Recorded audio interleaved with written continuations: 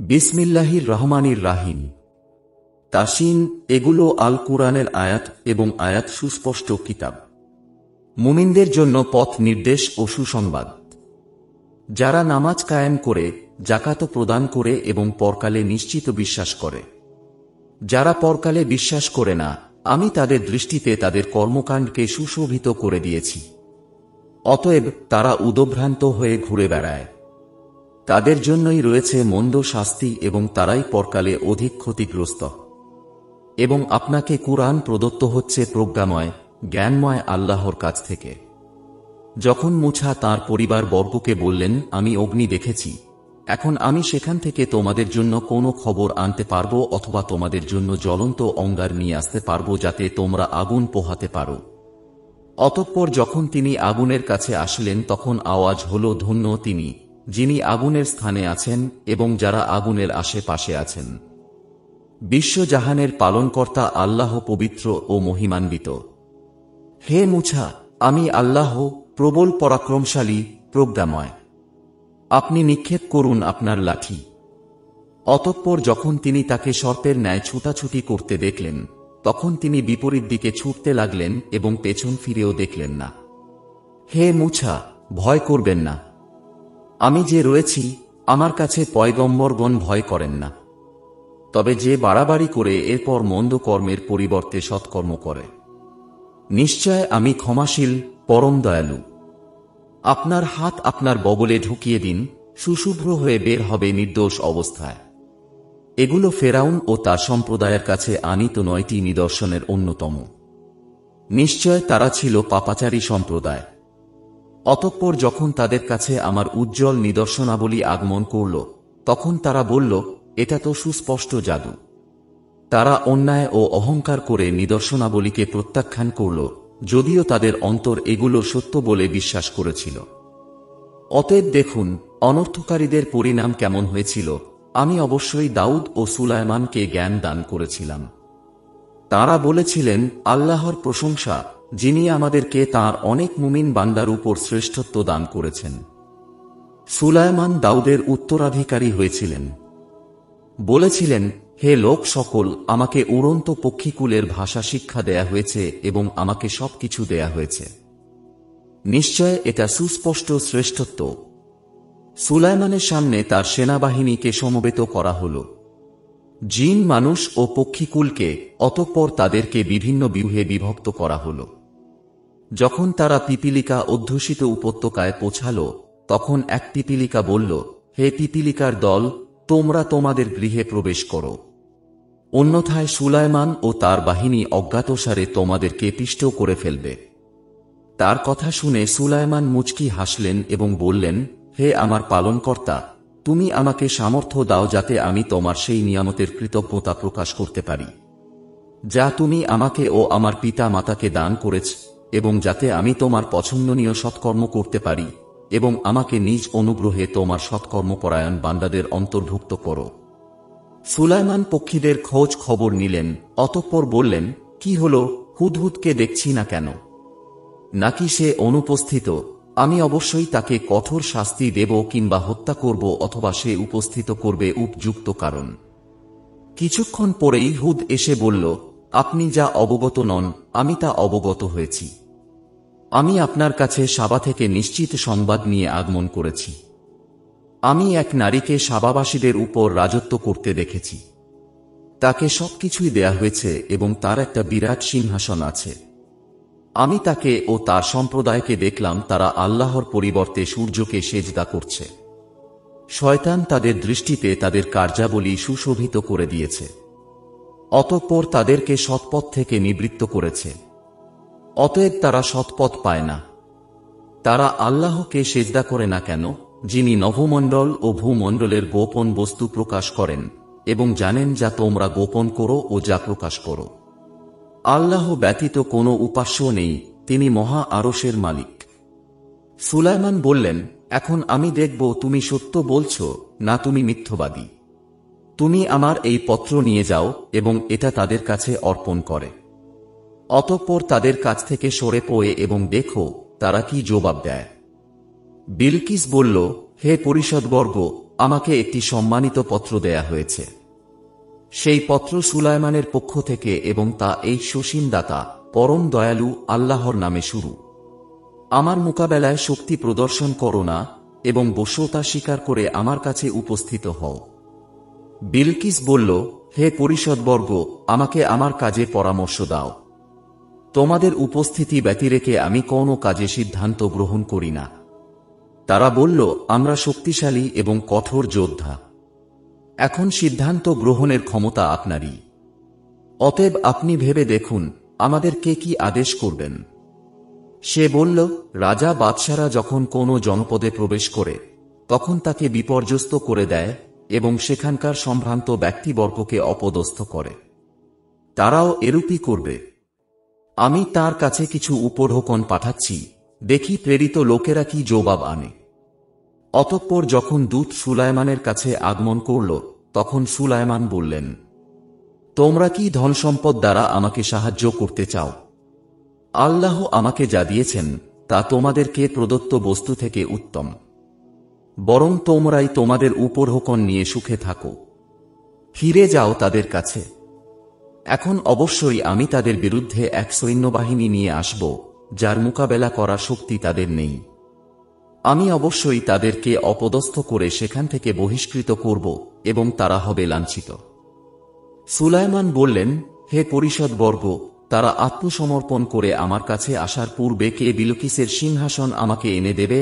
জনৈক দৈত্য জিন বলল, আপনি আপনার স্থান থেকে উঠার পূর্বে আমি তা এনে দেব, এবং আমি একা যে শক্তিবান, বিশ্বস্ত, কিতাবের জ্ঞান যার ছিল, সে বলল, আপনার দিকে আপনার চোখের পলক ফেলার পূর্বেই আমি তা আপনাকে এনে দেব। অতঃপর সুলাইমান যখন তা সামনে রক্ষিত দেখলেন তখন বললেন, এটা আমার পালনকর্তার অনুগ্রহ, যাতে তিনি আমাকে পরীক্ষা করেন যে আমি কৃতজ্ঞতা প্রকাশ করি না অকৃতজ্ঞতা প্রকাশ করি। যে কৃতজ্ঞতা প্রকাশ করে সে নিজের উপকারের জন্যেই কৃতজ্ঞতা প্রকাশ করে, এবং যে অকৃতজ্ঞতা প্রকাশ করে সে জানুক যে আমার পালনকর্তা অভাবমুক্ত কৃপাশীল। সুলাইমান বললেন, বিলকিসের সামনে তার সিংহাসনের আকার আকৃতি বদলিয়ে দাও, দেখব সে সঠিক বুঝতে পারে না সে তাদের অন্তর্ভুক্ত যাদের দিশা নেই। অতঃপর যখন বিলকিস এসে গেল তখন তাকে জিজ্ঞাসা করা হল, তোমার সিংহাসন কি এরূপই? সে বলল, মনে হয় এটা সেটাই। আমরা পূর্বেই সমস্ত অবগত হয়েছি এবং আমরা আজ্ঞাবহ হয়ে গেছি। আল্লাহর পরিবর্তে সে যার এবাদত করত সেই তাকে ঈমান থেকে নিবৃত্ত করেছিল। নিশ্চয় সে কাফের সম্প্রদায়ের অন্তর্ভুক্ত ছিল। তাকে বলা হল, এই প্রাসাদে প্রবেশ করো। যখন সে তার প্রতি দৃষ্টিপাত করল সে ধারণা করল যে এটা স্বচ্ছ গভীর জলাশয়। সে তার পায়ের গোছা খুলে ফেলল। সুলাইমান বলল, এটা তো স্বচ্ছ স্ফটিক নির্মিত প্রাসাদ। বিলকিস বলল, হে আমার পালনকর্তা, আমি তো নিজের প্রতি জুলুম করেছি। আমি সুলাইমানের সাথে বিশ্ব জাহানের পালনকর্তা আল্লাহর কাছে আত্মসমর্পণ করলাম। আমি সামুদ সম্প্রদায়ের কাছে তাদের ভাই সালেহকে এই মর্মে প্রেরণ করেছি যে তোমরা আল্লাহর এবাদত করো। অতঃপর তারা দ্বিধাবিভক্ত হয়ে বিতর্কে প্রবৃত্ত হল। সালেহ বললেন, হে আমার সম্প্রদায়, তোমরা কল্যাণের পূর্বে দ্রুত অকল্যাণ কামনা করছ কেন? তোমরা আল্লাহর কাছে ক্ষমা প্রার্থনা করছ না কেন? সম্ভবত তোমরা দয়াপ্রাপ্ত হবে। তারা বলল, তোমাকে এবং তোমার সাথে যারা আছে তাদেরকে আমরা অকল্যাণের প্রতীক মনে করি।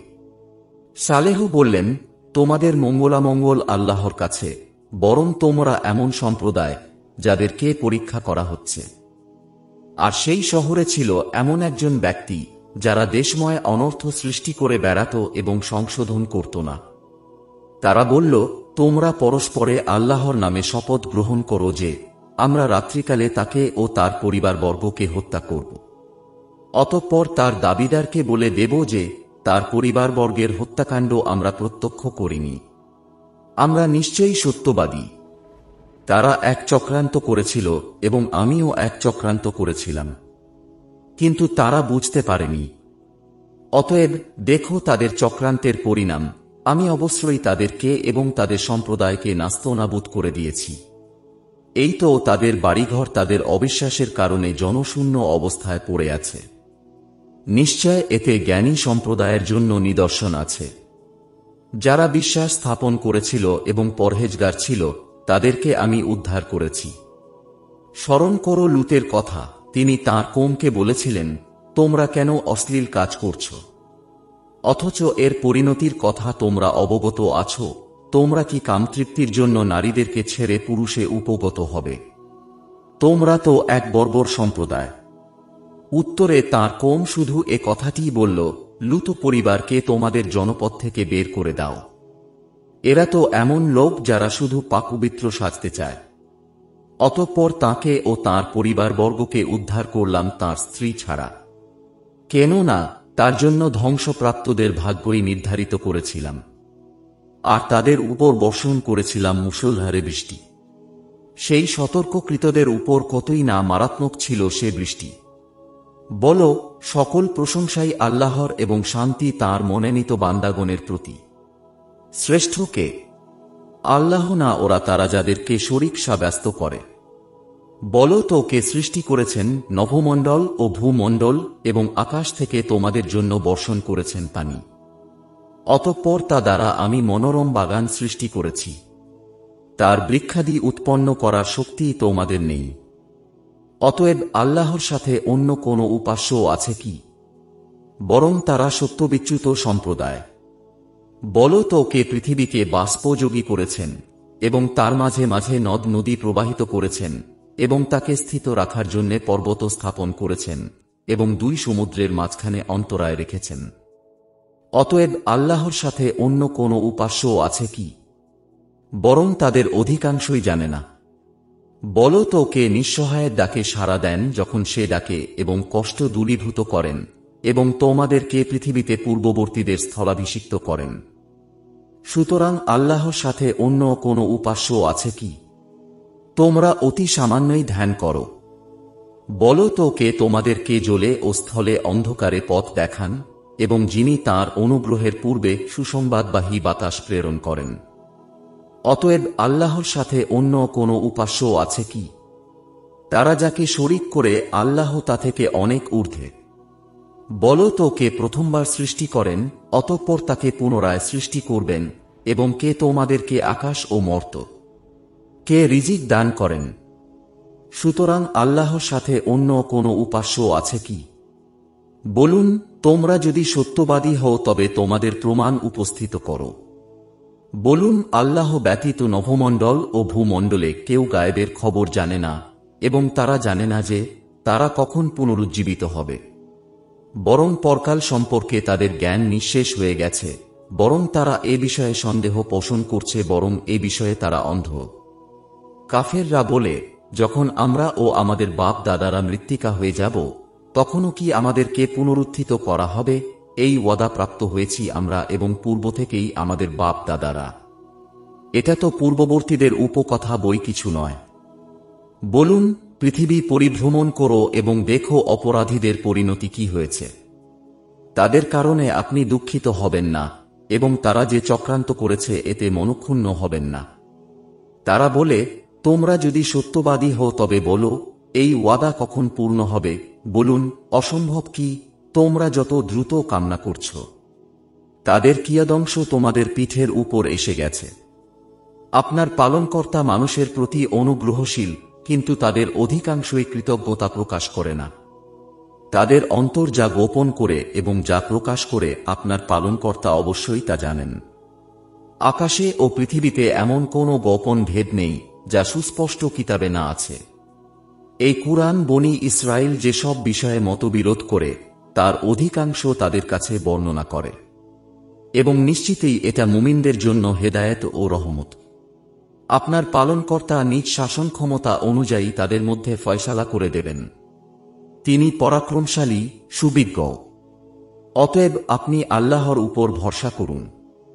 নিশ্চয় আপনি সত্য ও স্পষ্ট পথে আছেন। আপনি আহ্বান শোনাতে পারবেন না মৃতদেরকে এবং বধিরকেও নয়, যখন তারা পৃষ্ঠ প্রদর্শন করে চলে যায়। আপনি অন্ধদেরকে তাদের পথভ্রষ্টতা থেকে ফিরিয়ে সৎপথে আনতে পারবেন না। আপনি কেবল তাদেরকে শোনাতে পারবেন যারা আমার আয়াতসমূহে বিশ্বাস করে। অতএব তারাই আজ্ঞাবহ। যখন প্রতিশ্রুতি কিয়ামত সমাগত হবে, তখন আমি তাদের সামনে ভূগর্ভ থেকে একটি জীব নির্গত করব। সে মানুষের সাথে কথা বলবে, এ কারণে যে মানুষ আমার নিদর্শন সমূহে বিশ্বাস করত না। যেদিন আমি একত্রিত করব এক একটি দলকে সেসব সম্প্রদায় থেকে, যারা আমার আয়াতসমূহকে মিথ্যা বলত। অতঃপর তাদেরকে বিভিন্ন দলে বিভক্ত করা হবে। যখন তারা উপস্থিত হয়ে যাবে, তখন আল্লাহ বলবেন, তোমরা কি আমার আয়াতসমূহকে মিথ্যা বলেছিলে? অথচ এগুলো সম্পর্কে তোমাদের পূর্ণ জ্ঞান ছিল না। না তোমরা অন্য কিছু করছিলে, জুলুমের কারণে তাদের কাছে আযাবের ওয়াদা এসে গেছে। এখন তারা কোনো কিছু বলতে পারবে না। তারা কি দেখে না যে আমি রাত্রি সৃষ্টি করেছি তাদের বিশ্রামের জন্য এবং দিনকে করেছি আলোকময়? নিশ্চয় এতে ঈমানদার সম্প্রদায়ের জন্য নিদর্শনাবলী রয়েছে। যেদিন সিংহায় ফুৎকার দেওয়া হবে, অতঃপর আল্লাহ যাদেরকে ইচ্ছা করবেন, তারা ব্যতীত নভমণ্ডলে ও ভূমণ্ডলে যারা আছে, তারা সবাই ভীতবিহ্বল হয়ে পড়বে এবং সকলেই তাঁর কাছে আসবে বিনীত অবস্থায়। তুমি পর্বতমালাকে দেখে অচল মনে করো, অথচ সেদিন এগুলো মেঘমালার মতো চলমান হবে। এটা আল্লাহর কারিগরি, যিনি সবকিছুকে করেছেন সুসংহত। তোমরা যা কিছু করছ, তিনি তা অবগত আছেন। যে কেউ সৎকর্ম নিয়ে আসবে, সে উৎকৃষ্টতর প্রতিদান পাবে এবং সেদিন তারা গুরুতর অস্থিরতা থেকে নিরাপদ থাকবে। এবং যে মন্দ কাজ নিয়ে আসবে, তাকে অগ্নিতে অধোমুখে নিক্ষেপ করা হবে। তোমরা যা করছিলে, তারই প্রতিফল তোমরা পাবে। আমি তো কেবল এই নগরীর প্রভুর ইবাদত করতে আদিষ্ট হয়েছি, যিনি একে সম্মানিত করেছেন, এবং সবকিছু তাঁরই। আমি আরও আদিষ্ট হয়েছি যেন আমি আজ্ঞাবহদের একজন হই, এবং যেন আমি কুরআন পাঠ করে শুনাই। পর যে ব্যক্তি সৎপথে চলে, সে নিজের কল্যাণার্থেই সৎপথে চলে, এবং কেউ পথভ্রষ্ট হলে আপনি বলে দিন, আমি তো কেবল একজন ভীতি প্রদর্শনকারী। এবং আরও বলুন, সমস্ত প্রশংসা আল্লাহর। সত্তরই তিনি তাঁর নিদর্শনসমূহ তোমাদেরকে দেখাবেন। তখন তোমরা তা চিনতে পারবে। এবং তোমরা যা করো, সে সম্পর্কে আপনার পালনকর্তা গাফেল নন।